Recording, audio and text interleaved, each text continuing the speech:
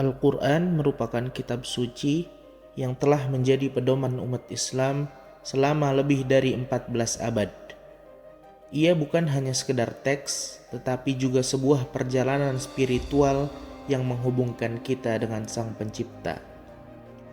Namun, sebagai umat yang diturunkan kepadanya Al-Quran, sudahkah kita mengenal mushaf Al-Quran itu sendiri? Bagaimana proses turunnya, proses pengumpulan dan pembukuannya, dan bagaimana kita yakin bahwa mushaf ini benar-benar kalamullah Ta'ala? Yuk simak video ini sampai habis biar kita paham.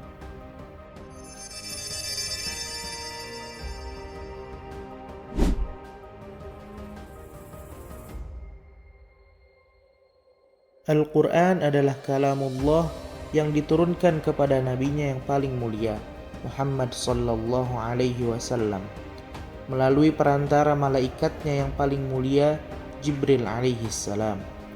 Dan untuk pertama kalinya turun di kota yang paling mulia, Makkah Al-Mukarramah, di bulan yang juga paling mulia, bulan Ramadan. Al-Quran tidak turun secara sekaligus, melainkan berangsur-angsur selama 22 tahun.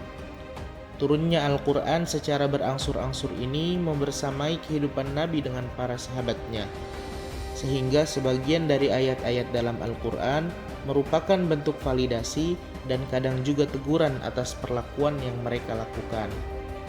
Itulah yang disebut asbabun nuzul, yaitu sebab turunnya Al-Quran. Al-Quran diturunkan kepada Nabi Muhammad secara lafaz dan makna dari Allah Ta'ala. Sebab itulah mengapa nilai kesusastraan Al-Quran tiada tandingnya dengan karya apapun di dunia ini. Karena itu pula orang Arab jahiliyah pada saat itu susah untuk menyangkal bahwa wahyu yang diturunkan kepada Muhammad merupakan karangannya semata. Mengingat tradisi syair dan sastra sangat kental pada masa itu.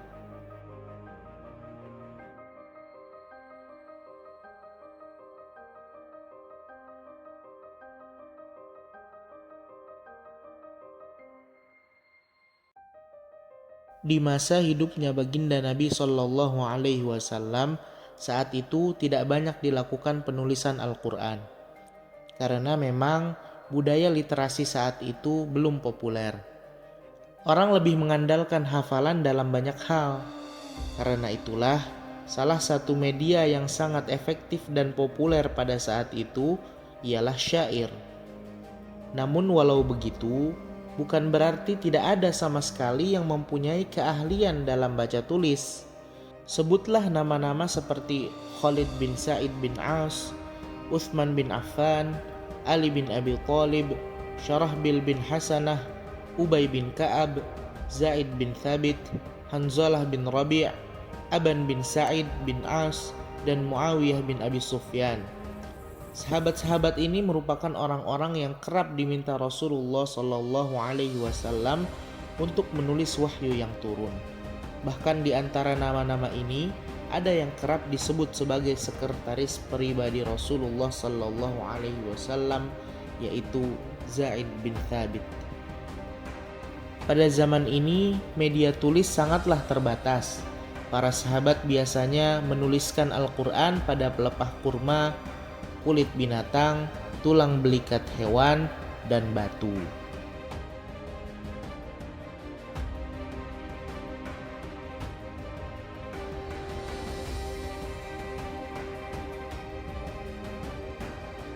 Pasca wafatnya Nabi Shallallahu Alaihi Wasallam, kepemimpinan umat Islam dikepalai oleh Khalifah Abu Bakar As-Siddiq. Pada masa itu terjadi banyak peperangan yang menyebabkan gugurnya para hafizul Quran. Salah satunya ialah sahabat Abu Hudzaifah yang gugur di perang Yamamah. Menyadari kondisi ini, Umar bin Khattab menyarankan kepada Khalifah Abu Bakar untuk melakukan pengumpulan Al-Quran. Dikisahkan dalam Sahih Bukhari, Umar bin Khattab menyarankan kepada Abu Bakar As-Siddiq untuk mengumpulkan Al-Quran setelah perang Yamamah. Namun Abu Bakar hanya diam. Umar bin Khattab pun terus mengulanginya sampai Allah Subhanahu wa Ta'ala memberi kelapangan hati kepada Abu Bakar untuk melakukannya. Dalam melakukan ikhtiar dalam menjaga kemurnian dan keutuhan Al-Quran ini, Khalifah Abu Bakar mendelegasikan tugasnya kepada Zaid bin Thabit, yang kita kenal sebagai mantan sekretaris Nabi. Abu Bakar memanggil Zaid bin Thabit lalu berkata, "Sesungguhnya kamu adalah pemuda yang cerdas dan kami tidak meragukanmu.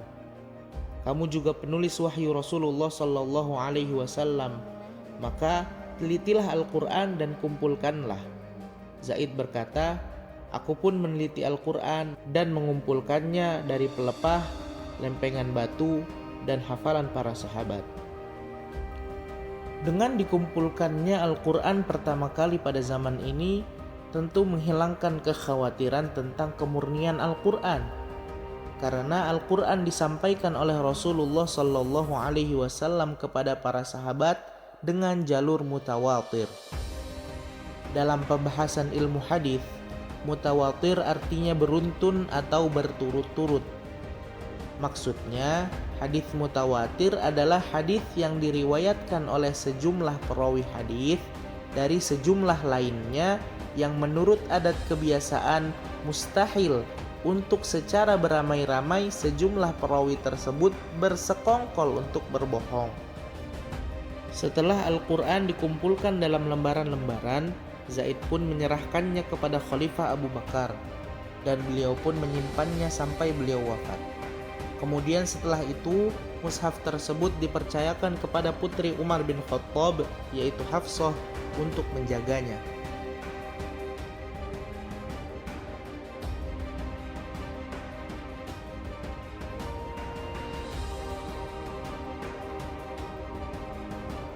Setelah berlalunya dua kepemimpinan Khalifah Abu Bakar dan Khalifah Umar bin Khattab, Khalifah Utsman bin Affan lah yang dipercaya sebagai tonggak kepemimpinan kaum muslimin. Pengumpulan mushaf pada masa ini diinisiasi oleh Khalifah Utsman bin Affan dan Hudzaifah ibnul Yaman, karena mereka banyak melihat perselisihan antara para pelajar di generasi tabi'in dalam hal cara membaca Al-Quran yang dikhawatirkan dapat menimbulkan perpecahan dan saling mengkafirkan. Sedangkan pada masa itu, mushaf yang dipegang oleh Hafsah belum dipublikasikan. Di antara perselisihan yang terjadi adalah antara murid-murid Kuttab di Madinah dan perselisihan antara pasukan Syam dan Irak dalam perang Armenia. Sebelum proses pembukuan Al-Quran, Utsman bin Affan radhiyallahu anhu bermusyawarah terlebih dahulu dengan anggota Dewan Syura Kekhalifahan, termasuk Ali bin Abi Thalib. Kemudian Khalifah Utsman bin Affan mengirimkan sebuah surat kepada Hafsah binti Umar yang tertulis, "Tolong kirimkanlah lembaran Al-Quran agar kami dapat segera menyalinnya ke dalam beberapa mushaf. Setelah itu kami akan segera mengembalikannya kepadamu." Setelah menerima mushaf Abu Bakar, Khalifah Utsman segera membentuk panitia penyalinan mushaf dan penyeragaman tulisan berdasarkan satu qiraat. Panitia terdiri dari Zaid bin Thabit, Abdullah bin Zubair, Sa'id bin Al-As, dan Abdurrahman bin Al-Harith bin Hisham. Khalifah juga menetapkan logat Quraisy sebagai acuan jika terjadi perbedaan antara anggota panitia, terutama dengan Zaid bin Thabit yang berasal dari Madinah. Utsman bin Affan berkata kepada mereka, "Jika kalian berselisih dengan Zaid bin Thabit terkait dengan Al-Quran, maka tulislah dengan bahasa Quraisy, sebab Al-Quran turun dengan bahasa mereka." Lalu tim penyalin ini pun mengerjakan tugasnya. Setelah selesai semua proses penyalinan, maka mushaf Al-Quran yang baru didistribusikan ke seluruh penjuru negeri. Kemudian Utsman bin Affan memerintahkan untuk membakar semua mushaf yang lama yang masih dipegang oleh masyarakat.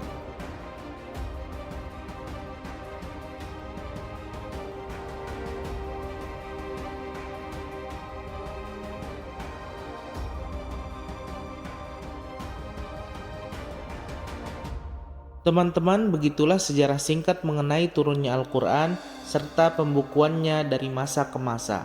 Semoga dengan video ini dapat menambahkan keyakinan serta kecintaan kita kepada Al-Quran. Wallahu a'lam bishawab. Wassalamualaikum warahmatullahi wabarakatuh.